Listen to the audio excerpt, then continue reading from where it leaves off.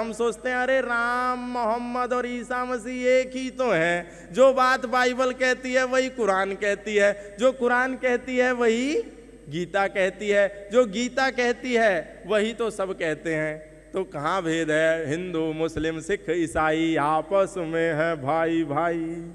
लेकिन हिंदू मुस्लिम सिख ईसाई ईश्वर अल्लाह तेरो नाम, ये गीत केवल हम सनातन धर्मियों ने जोर जोर से गाया। ये गीत केवल राम के मानने वालों ने अपने राम मंदिर में सुबह और शाम सुनाया। लेकिन ईश्वर अल्लाह तेरो नाम ये गीत आपको कभी भी किसी भी देश और विदेश और विश्व की मस्जिद से सुनने में नहीं आया। ये गीत आपको कभी मदरसे में किसी मौलाना और मुल्ला मौलवी ने नहीं गुनगुनाया। केवल हम गुनगुनाते हैं, केवल हम एकता की बात करते हैं, केवल हम सौहार्द की बात करते हैं, क्योंकि हमारे मनों में एक इंजेक्शन ठोक दिया गया है कि जो सनातन धर्म सर्वे भवन्तु सुखिनः सर्वे सन्तु निरामया सर्वे भद्राणि पश्यन्तु मां कश्चित् दुःख भाग भवेत्, सभी सुखी हो सभी निरोगी सब पर बरसे ईश्वर की कृपा। हम सनातन धर्मी ये मानते हैं, तो शायद इस्लाम भी यही मानता होगा और इसी का पैगाम सुबह और शाम मस्जिदों से 5 बार अजान में देता होगा। इसीलिए हमारे बहुत सारे कथावाचक कहते हैं अरे जब हमारे मुल्ला जी अपनी नमाज कर रहे हो तो कोई बात नहीं, अपने हनुमान चालीसा की थोड़ी सी वॉल्यूम डाउन कर लेना। यदि मुल्ला जी नमाज कर रहे हो, अजान दे रहे हो और मस्जिद से हुंकार भर रहे हो तो कोई बात नहीं, हम अपनी भागवत कथा को थोड़ा विराम दे दें और उनका सम्मान करें।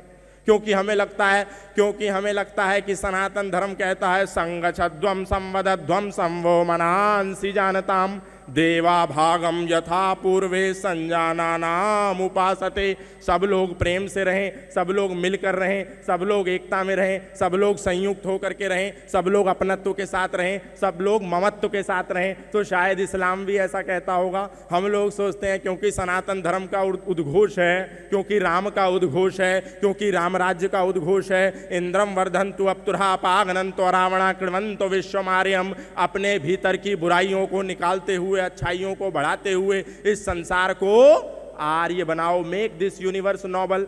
शायद यही इस्लाम भी कहता होगा, शायद यही बाइबल भी कहती होगी, शायद यही मोहम्मद साहब का पैगाम होगा, शायद यही ईसा मसीह की बात होगी।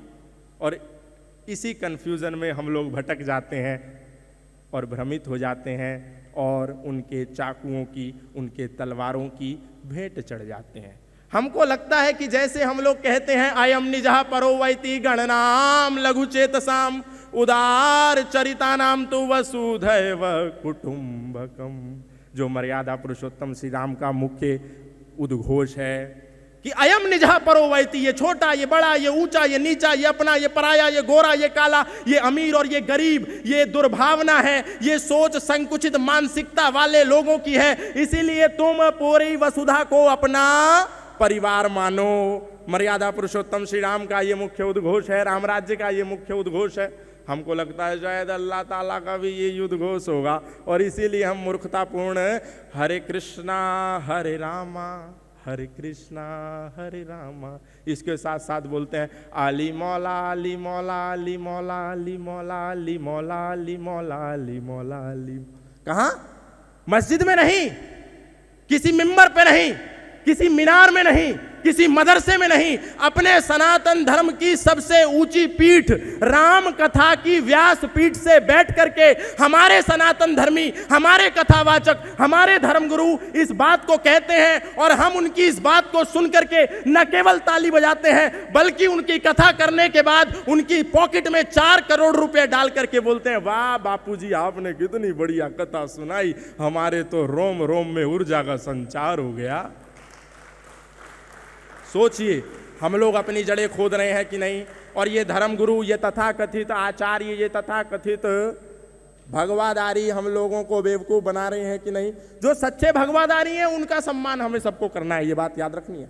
लेकिन जो नकली हैं, जो फर्जी हैं, हमको भ्रमित करने का कार्य कर रहे हैं, उस पर सावधान होना है। अच्छा, इन लोगों के असत्य बताने के कारण हम लोग राम राज्य, किंगडम ऑफ इस्लाम और किंगडम ऑफ गॉड को एक ही समझते हैं, इस्लामिक स्टेट को भी वही समझते हैं और वही समझते हैं।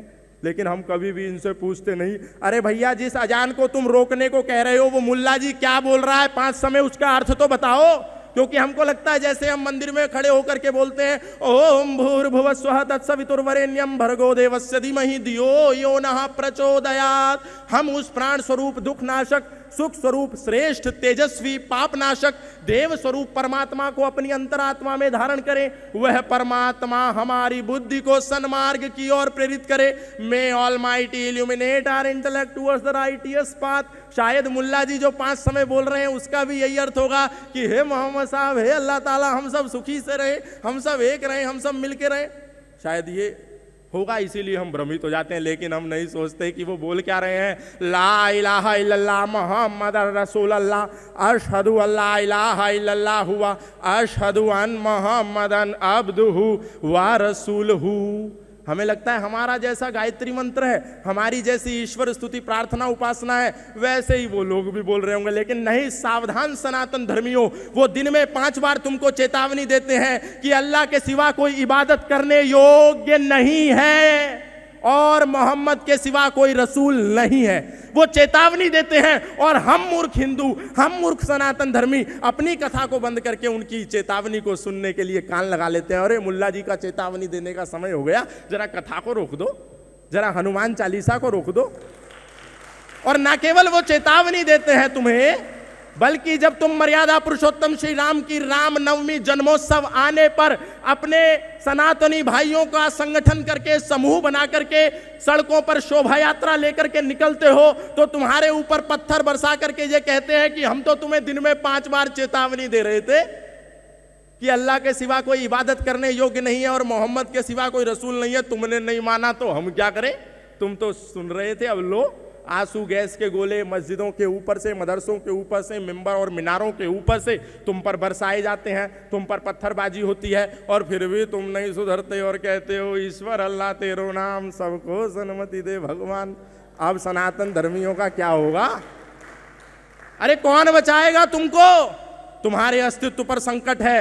तुम्हारी भूल है कि तुम वेद को, उपनिषद को, दर्शन को, गीता, महाभारत और रामायण को कुरान की श्रृंखला में ला करके खड़ा करते हो और बार बार कहते हो कि जो कुरान कहती है वही गीता में योगेश्वर श्री कृष्ण कहते हैं। अरे सावधान हो जाओ सनातन धर्मियों और पढ़ो अपनी गीता को, पढ़ो अपने उपनिषदों को, पढ़ो अपने वेदों को, पढ़ो अपने मनुस्मृति को, पढ़ो अपनी रामायण को और पढ़ो उनकी कुरान को, पढ़ो उनकी हदीसों को, ताकि तुमको पता चले कि धर्म क्या है और अधर्म क्या है, ताकि हम लोगों को पता चले सत्य क्या है और असत्य क्या है। हमको पता नहीं चलता, हमें लगता है मुल्ला जी मस्जिद में, मदरसे में कीर्तन कर रहे हैं।